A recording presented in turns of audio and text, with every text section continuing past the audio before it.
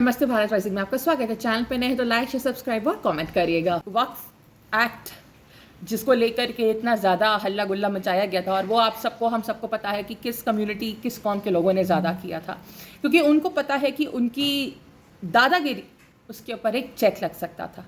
जी हाँ, वो चेक लगना बहुत ज़रूरी था, क्योंकि वो हर तरीका आए बाएं दाएं सही गलत जैसे भी हो, उनको ये था कि हमारे को जहाँ जो मन करेगा वो हम करेंगे, जिस ज़मीन पे हमें लेने का मन करेगा उस ज़मीन को हम अपनाएंगे। और सबसे गलत बात ये होती थी कि वक्फ एक्ट के अंदर आप जैसे नॉर्मल लोग अगर वो उनकी ज़मीन ले भी लेना वक्फ बोर्ड, तो हम लोग उसके लिए लीगल प्रोसीजर के लिए लायबल नहीं हो पाते थे। हम लीगल प्रोसीजर नहीं ले सकते थे, क्योंकि हमको अगर अपना कष्ट लेना होता था तो हमें वो वक्फ पैनल के सामने जाकर के बोलना पड़ता, और आपको पता है कि उस केस में क्या ही वर्डिक्ट आना होता था।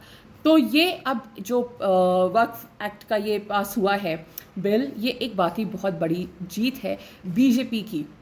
अब इसमें लोग कहेंगे कि बीजेपी एंटी मुस्लिम है, प्रो हिंदू है। जी नहीं, यहाँ पर पे सबके हक की बात होती है। तो जब कोई यहाँ पर पे इस देश में हिंदू रहते हैं, मुस्लिम रहते हैं, सिख रहते हैं, जैन रहते हैं, पारसी रहते हैं, ईसाई रहते हैं, तो उनके सबके हक भी तो वो गवर्नमेंट देखेगी ना। क्यों अगर हिंदुओं के हक के लिए बात की जाती है तो उस गवर्नमेंट को नकारा जाता है। अब लेकिन हम बात करते हैं कि किस तरीके से हम इसको जीत बोल रहे हैं, और ये जीत सिर्फ बीजेपी की नहीं है, ये जीत आपकी हमारी है। क्यों? क्योंकि ये जो चेंजेस लाए गए हैं इसमें, उस बिल में ये बहुत ज़रूरी था कि अब तक के जो हिंदुओं के साथ गलत हुआ है या अन्य लोगों के साथ भी जो गलत हुआ है, जिनकी गैर तरीके से ज़मीन ले ली गई है, उनको उनका हक दिया जाए। अब जो इसमें चेंजेस लाए गए हैं वो बेसिकली ये चेंजेस हैं कि पहले जिस तरीके से आप लीगली कोर्ट को आप अप्रोच नहीं कर सकते थे, अब आप कर सकते हैं।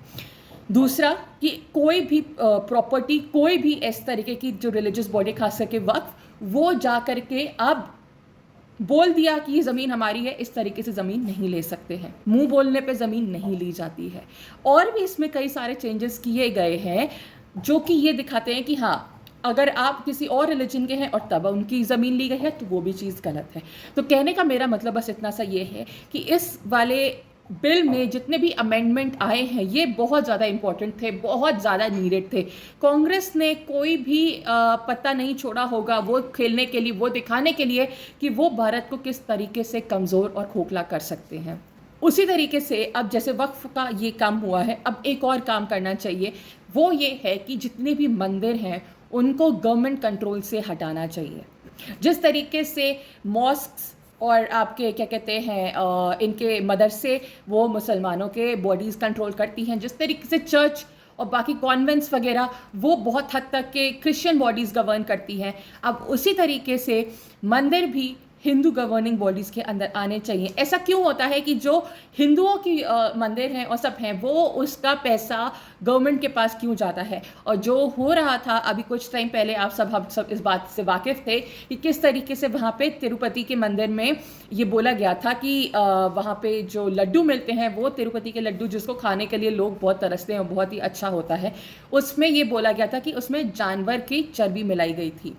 तो कहने का मतलब ये है, ये सिर्फ और सिर्फ सब घटिया हरकतें हिंदुओं के साथ इसीलिए होती हैं क्योंकि हिंदुओं का अपनी ही जगह पे कोई हक नहीं है।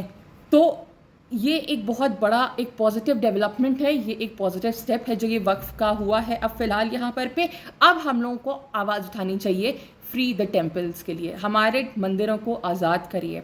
हमारे देवी देवता हमारे हैं, वो गवर्नमेंट के लिए नहीं है। उन पे हम जैसी हम हिंदू जनता का हक बनता है हमारे भगवान पर, क्योंकि आप और हम वहाँ पर भक्ति करने जाते हैं, आप और हम वहाँ पर पे जो भी दान पुण्य करते हैं वो हम अपनी श्रद्धा से करते हैं, ना कि वो ताकि गवर्नमेंट के पास जाए। फिलहाल ये एक आज बहुत छोटा सा एक क्लिपिंग था, लेकिन हम इस बात को बताना चाहते थे आप सबके सामने कि किस तरीके से वक्फ बिल में अब अमेंडमेंट्स हो रहे हैं। तो प्लीज़ आपको और भी कोई ऐसे टॉपिक्स पे जानना हो तो आप नीचे हम लोग के लिए कमेंट सेक्शन में उसको लिखिएगा, और प्लीज़ भूलिएगा नहीं like share subscribe. Thank you.